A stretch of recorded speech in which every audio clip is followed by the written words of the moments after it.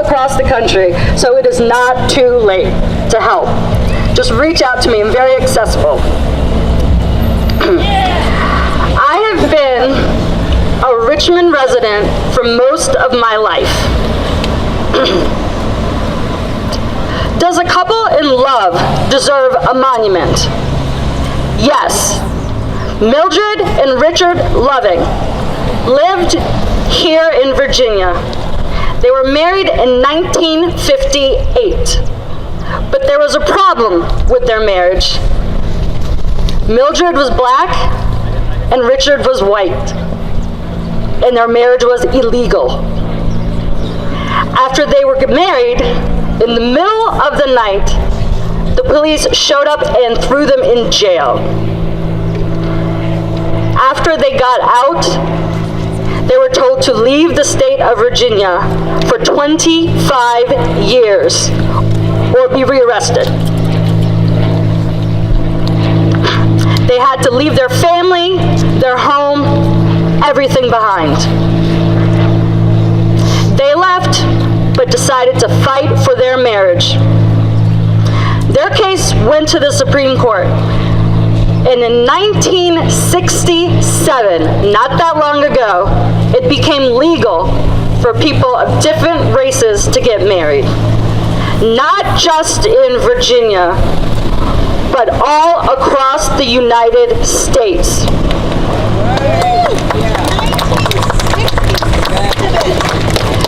This story is important to me because I'm a woman of color, and my husband of 17 years is white. On top of that, I'm Muslim and my husband's Catholic. So, do the Lovings deserve a monument in their honor? Yes! They were just an ordinary couple that wanted to raise their children surrounded by their family in the place that they called home.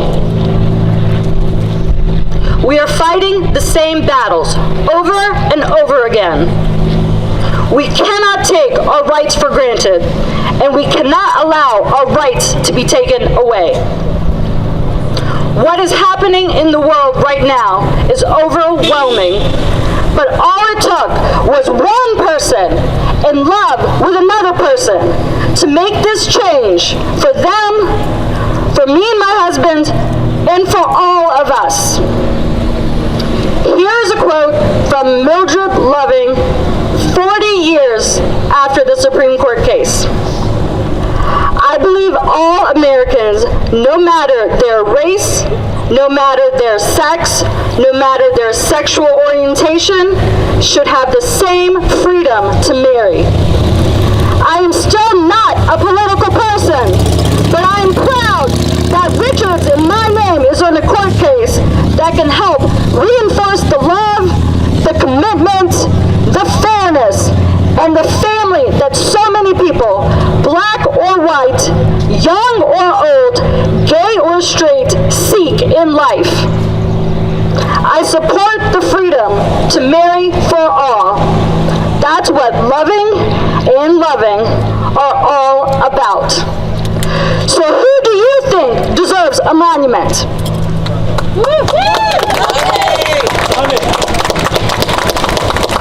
Just so you can see, I stand with everybody. This is literally my heart.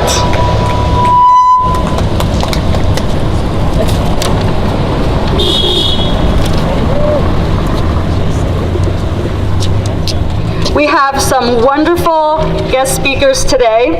I would like to introduce Diego with Iced Out of RVA. Give it up for him. Bienvenidos a todos, a mis hermanos, mis hermanas, mis compañeros. That's right. Okay. Bueno, estamos aquí otra vez contra la violencia del Estado, patrocinado por las policías, los políticos y los ciudadanos americanos que son racistas. ¿Cuántas veces más vamos a dejar que la violencia que pase en nuestras comunidades? ¿Cuántas veces más queremos tener la fe en las policías policías para protegernos. Nosotros nos protegemos. No pasa nada en una sociedad cuando la liberación viene del Estado. Hoy día yo pienso en mis antepasados, pienso en mi familia en Perú, pienso en mi familia por todos los lados, en mis compañeros, porque hoy día no estamos solos. Estamos aquí, no solos, pero con el mundo, con los inmigrantes. Y cuando nos chancaron, no sabían que nosotros fuimos semillas.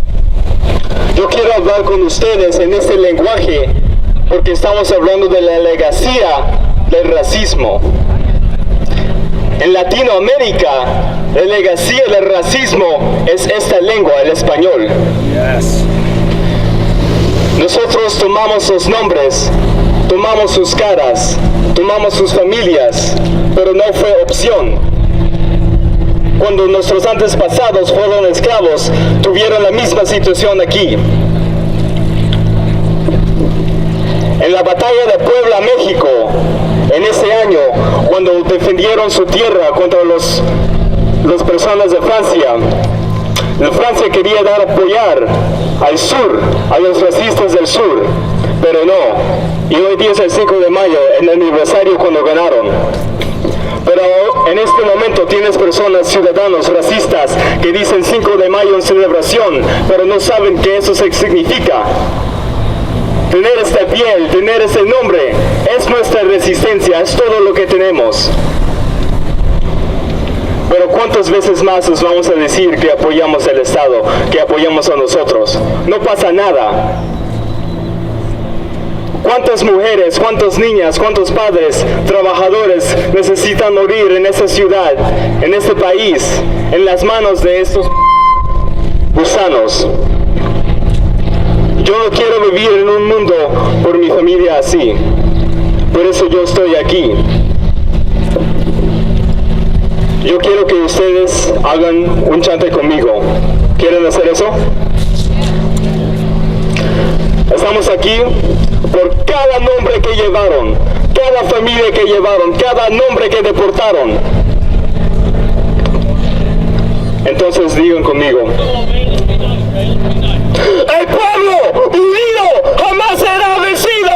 El pueblo unido jamás será vencido. El pueblo unido jamás será vencido. El pueblo unido jamás será vencido. El pueblo unido jamás será vencido. I want you to say it for every name they took. For every family that was broken. One more time. El pueblo unido jamás será vencido. El pueblo unido jamás será vencido. El pueblo unido jamás será vencido. Más lento, más lento. El pueblo unido jamás será vencido. A few days ago. So you can join me at thesocialjusticechurch.com. If you are a justice warrior, come on out. We're going to grow something and do something special there, especially if you're artists, regardless of whether you believe in the same theology that I do. We can work together on justice issues. We can support one another as humans.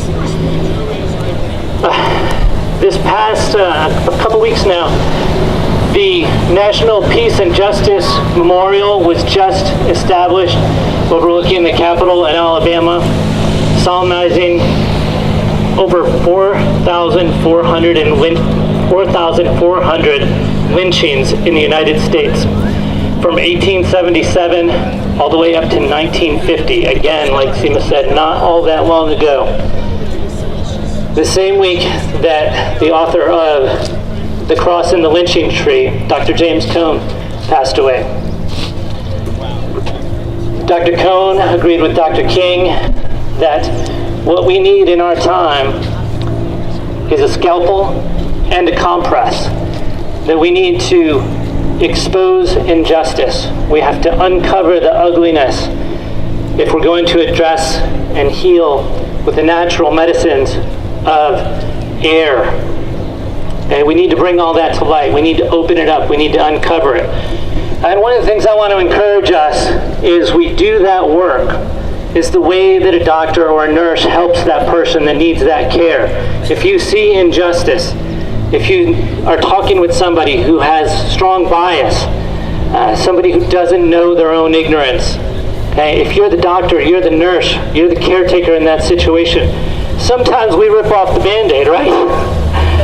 Sometimes, most of the time, we're gentle in the way that we take off that compress. We talk softly to the person that we're doing that work with. We want to keep them at ease, and we want to try not to provoke. We want to constantly be confronting and dealing with, but we want to remember the care of our patients. So we're going to do a lot of crisscrossing lines. There's a lot of polarization that goes on, but we need to be able to walk across that middle territory and have conversations, okay, which I saw between our two groups that are living right here today. Okay? The leader of our group, Joseph, went over and approached their leader and made an offer of peace to have conversation, okay, and gave contact information and made himself available. Joseph, is that right? Where are you at? Yeah. You're a good man. So I just want to say thank you for letting United Faith Leaders be a part of this. I hope that United Faith Leaders can be something that brings clergy out, both in literal space like this and in virtual space. United Faith Leaders is trying to bring all faith leaders, imams, rabbis, Buddhists, everybody together in one space as faith leaders so that we can serve all of America, and hopefully when we get outside of America, even serve the world. And because most households will need a faith leader at some point. Okay? And we want to show up, and we want to be standing on the side of justice.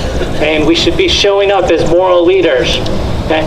Right now, we're dropping the ball, and we keep leaving the work to everybody else. And I want to applaud you for being the church. I want to applaud you for doing the right things. Okay? And I want you to keep doing that good work. And I will keep trying to bring faith leaders, and I will keep trying to bring congregants, and I will keep trying to bring all the good people that we can find. And I want to thank you for inviting us to this space. Find your faith leaders, make sure they say yes and they come out.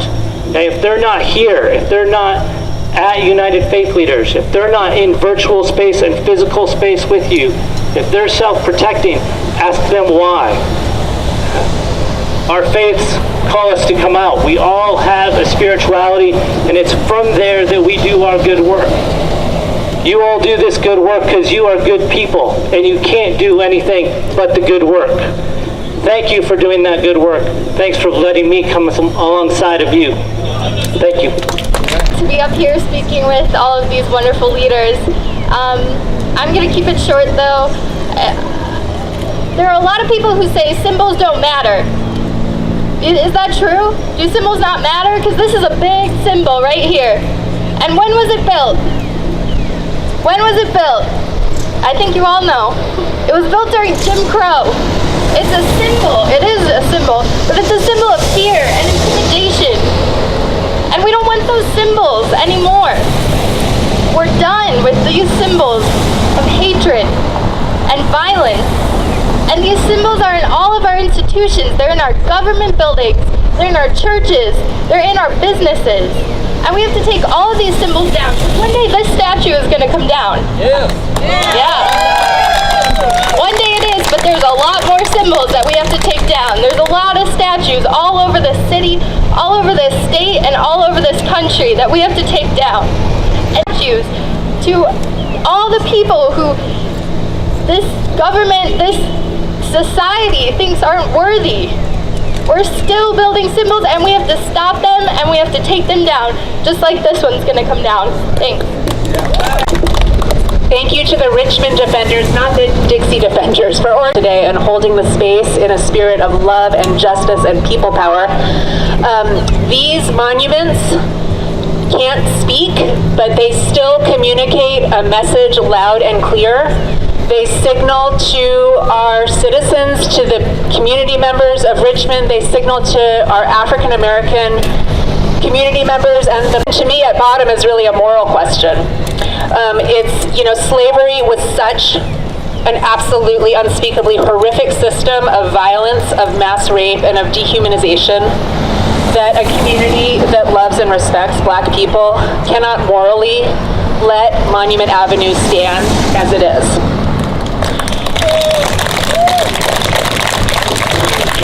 And of course, we all know that these monuments are really just the tip of the iceberg of the whole history of white racial oppression that defines our city and our region and our country. And we continue to live with the legacy of that trauma and that traumatic history, you know, in every way here in our community. And to the new Confederate States of America and the Dixie Defenders and all of our neighbors here in Richmond who identify with the men on these monuments as heroes, you know, I just ask you to consider, you can love your great-great-grandfather who fought in the battles for the South. That's okay. You can feel a sense of connection to your ancestors, but there are appropriate and inappropriate ways to manifest that appreciation for them. You can love your great-grandfather. You can find us on the internet, Rise Up, Sing Out. Our first thing that we want to sing for you is a song by Sarah Lynch Thomason, a singer-songwriter from West Virginia. It's a song about calling out problems that you see and finding the perseverance to get through them. It's called More Waters Rising. There are more waters rising, this I know, this I know. There are more waters rising, this I know. There are more waters rising, they will find their way to me. There are more waters rising, this I know. There are more waters rising, this I know. There are more fires burning, this I know, this I know. There are more fires burning, this I know. There are more fires, there are more fires burning, this I know, this I know. There are more fires burning, this I know. There are more mountains falling, this I know, this I know. There are more mountains falling, this I know. There are more mountains falling, they will find their way to me. There are more mountains falling, this I know, this I know. I hear you. There are more mountains falling, this I know. I will wade through the waters, this I know, this I know. I will wade through the soul for me to get back, took back my dignity, took back my humanity. Well, I went down to the monument every night, took back what they stole from me, to get back my dignity, to get back. Now it's under my feet, under my feet, under my feet, under my feet. Ain't gonna let no system walk all over me. Voting booth. Well, I went down to the voting booth and I took back what they stole from me. Took it back, took back my dignity, took it back, took back my humanity. Well, I went down to the voting booth and I took back what they stole from me. Took it back, took it back. Now he's under my feet, under my feet, under my feet, under my feet. He's gonna let no system walk all over me. White House. Well, I went down to the White House and I took back what they stole from me. Took it back, took it back. Well, I went down to the White House and I took back what they stole from me. Took it back, took it back. But first, UU Church.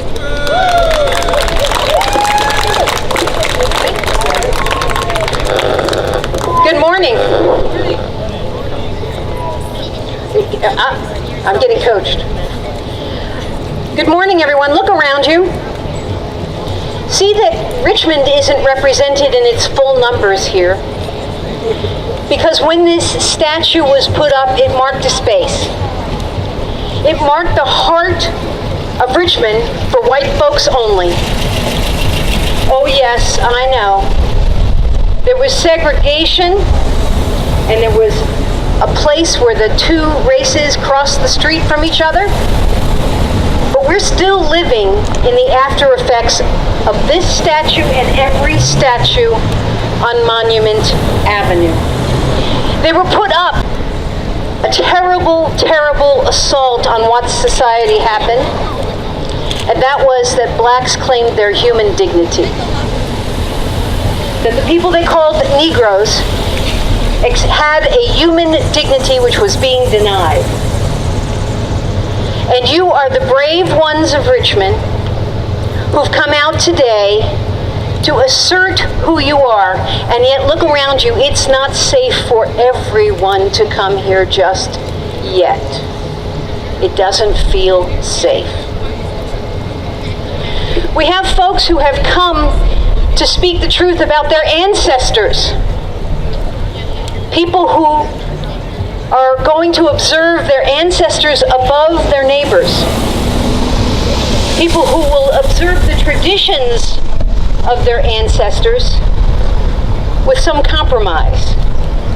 Most people will tell you they're not racist. But the truth of the matter is, if you grew up in any society in America, you can't help but have swum in it. Therefore, all of us need to check ourselves for racism, no matter how committed to this cause we feel. So when that statue went up, it was there to divide us and to make the law clear. And we must live in a way that makes the law integrated before we can ever hope that the statues coming down will help us. Now, Adria talked to you about what the Peace and Justice Center would like to see. She wants to let us all know that that organization would like to see all the statues down, and then we would start with Jeff Davis, who was the most virulent and powerful racist of them all. You and I need to support that kind of very explicit thinking, but can I add one more thing that I really, really want to happen? If we take down all of the statue, then it's as if nothing happened. I want us to take down the statue at the top and leave the plinth, that's the technical name for it, leave the plinth empty and contextualize that. Never forget. Never forget. Now you and I need to look around. This is a metropolitan area of about 1 million people. And when first neo-Confederates came to talk about resisting the statues coming down, we had thousands of people here. But you know what happens, right? We all grow tired. We all think, well, that was nothing. We all think the police kept us separate. We had to walk all the way around to talk to each other. That was not good. That was not good. But instead, can I help us note that next time we have a rally, we all need to bring 10 people. We need to bring 10 people. Because until these statues are off of their plinth, we are living in a town that values the symbols of racism above human dignity. Human dignity. We cannot tolerate these symbols of inhumanity anywhere. Now, we want to keep the peace of the day. We want to keep the calm. Hopefully we can even have some conversations with people. That would be nice. We know that some people who sit across from us at the Thanksgiving table, or at Christmas, or New Year's, or Hanukkah, may in fact be people who feel the way some of our visitors here feel today. You and I must, by our dignity and respect for them, send a message that there is a new day in Richmond. There is a new day in our city. There is a new day in this metropolitan area. There is a new day in Virginia. And we must insist that the symbols of the Confederacy have no place among the people of Richmond, that the symbols of the Confederacy tear us apart and we will not tolerate it, that the symbols of the Confederacy intimidate and send messages of hate, and we are not a hating people. We know that we are here to protest white supremacy.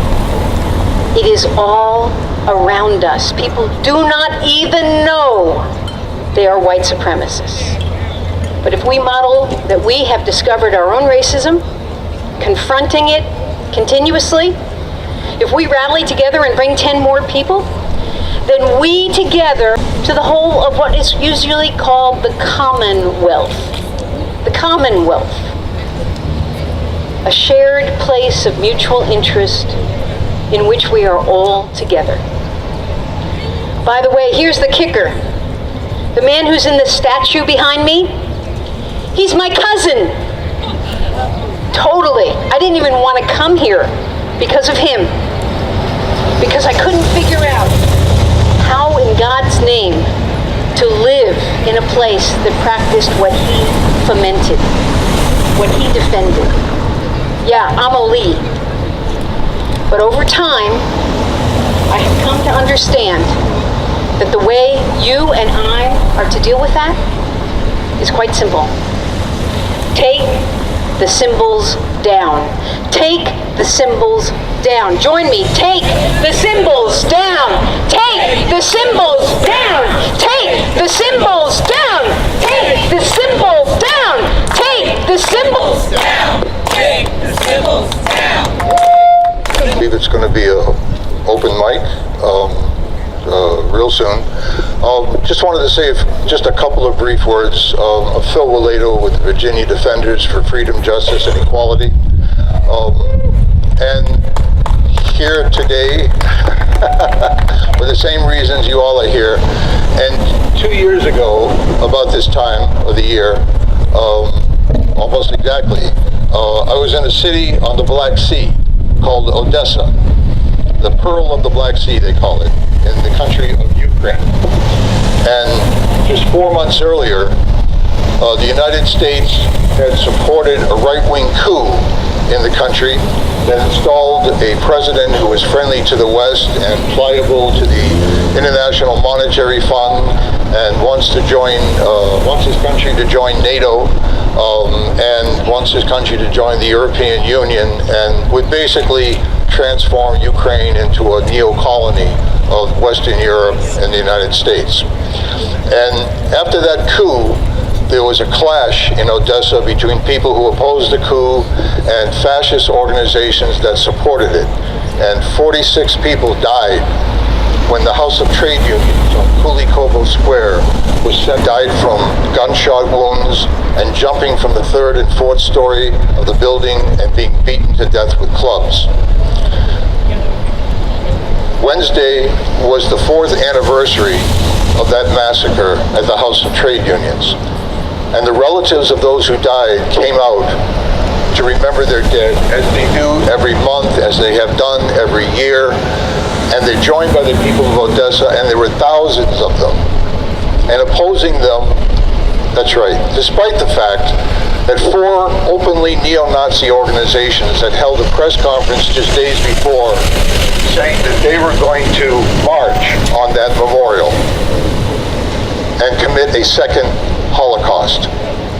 And that the people who died 4 years ago were not really people, so it didn't matter.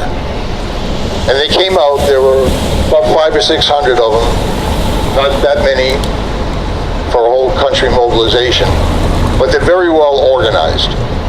They're in different openly fascist groups. They're funded by wealthy people called oligarchs. And it's the face of fascism. You can see videos, we're going to be publicizing it, that they are trying to intimidate the people of Odessa. When someone announces that they're going to come to Richmond, a city that's half black with a large Latino population, an LGBTQ community, a progressive community, and they're coming in here with Confederate symbols and guns to quote-unquote defend the symbols of a slaveocracy, doesn't matter if they say it's heritage, not hate. It's meant as intimidation. Today there's 12 of them, and there's well over 100 of us. Are we intimidated? No! Are we intimidated? No! Will we come back again? Yeah! And again? Yeah! And again? Because Richmonders are not afraid to stand up against racism. Now I want you to know we've been in discussions with some of these folks, and not every one is a hardcore racist. I know that. They have a misconception of history. They have ideas that we don't share. And then there are some who are open white supremacists. Interestingly enough, that group didn't show up today. After swearing that they would be here, they're not here yet. They heard Antifa was going to be out. Black Lives Matter. I'd like to think they heard the Defenders were going to be here. But we are here. This is a total victory because it shows that that group is isolated and we represent the people of Richmond. Okay? We know what the history is. We have to reach more and more people with that story, and we will. And we also will not fall into the trap of thinking the only way to oppose racism is when it's staring at you faced with a sign or insignia or cap. Racism is with us every day. I want you to remember the date, May 19th. Should be easy. It's Malcolm X's birthday. Also Ho Chi Minh, for those who remember that far back. The prisoners, supporters of prisoners, and prison advocacy organizations at the Second Baptist Church, 1400 Idlewood in Randolph. And we will be having messages read from people who are sending them in from Augusta Correctional Center, from Buckingham, from Sussex 1, Sussex 2, from Red Onion, from River North, from all across the state. And they want to know that someone is out there listening to them, listening to their stories, hearing what they're going through.